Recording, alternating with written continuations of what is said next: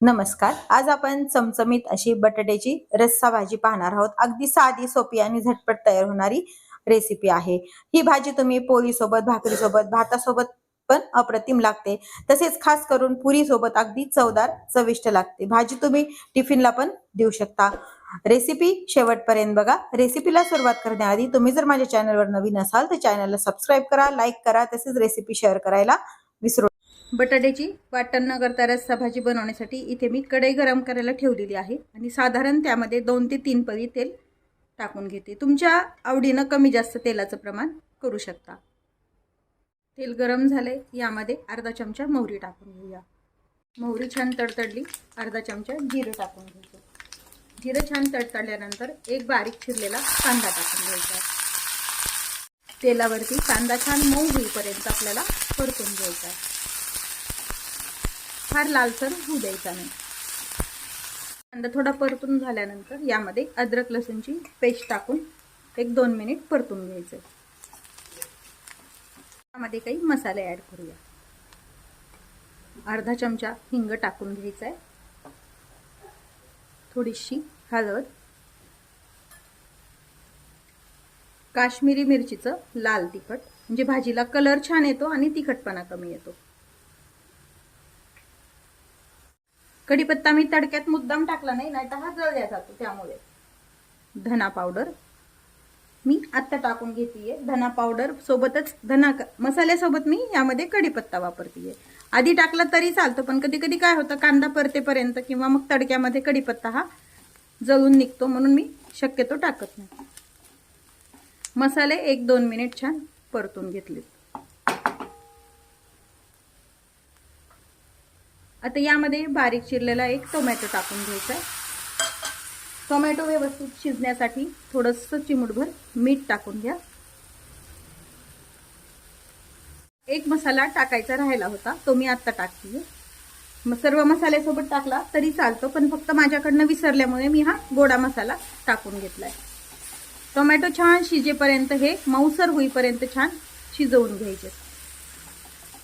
अगदी ही भाजी तुम्ही टिफिनला पण देऊ शकता आणि झटपट पण तयार होते. पुरी भाजीसोबत पण खायला ही भाजी अप्रतिम लागते. तसंच भातासोबत, भाकरीसोबत पण छान चवदार लागते. आता छान हे थोडंसं मऊ होईपर्यंत शिजवून घेऊया. टोमॅटो छान मऊ झालेत. यामध्ये उकडलेले 3 हे बटाटे आहेत, साल काढून मी त्याच्या फोडी करून घेतलेल्या आहेत. फार बारीक नाही व फार मोठे नाही, अशा मीडियम साईजमध्ये याच्या फोडी करून घ्यायच्या आणि हे मसाल्यासोबत छान मिक्स करून घ्यायचं. तुम्हाला जर ही भाजी अगदी अशी सुक्की ठेवायची असेल तर अशी पण चालते, पण थोडं पाणी टाकून रस्सा केली तरी पण चालते. मी रस्सा भाजी बनवणार आहे. आता यामध्ये गरम पाणी टाकून घ्यायचे. पाणी गरमच वापरा. फार रस्सा बनवत नाही मी, अगदी थोडासा अंगापुरताच रस्सा तयार करते. म्हणजे तुम्ही टिफिनला पण देऊ शकता आणि घरी पण वापरू शकता. आता हे छान व्यवस्थित शिजवून घ्यायचे. बटाटा ऑलरेडी शिजलेला आहे, पण मसाले आणि हे छान शिजवून घ्यायचे. चवीपुरतं मीठ टाकून घ्यायचे. आपण टोमॅटो शिजताना पण थोडं मीठ टाकले, त्या अंदाजे तुम्ही मीठ टाकून घ्या.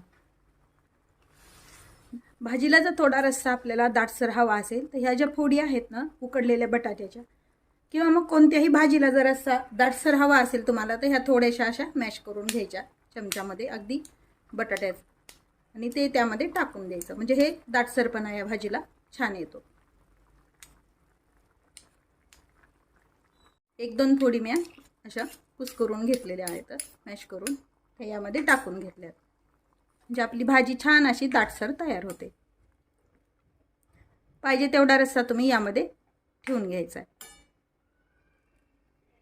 भाजी आपली तयार आहे. वरतून बारीक चिरलेली कोथिंबीर टाकून घ्यायची.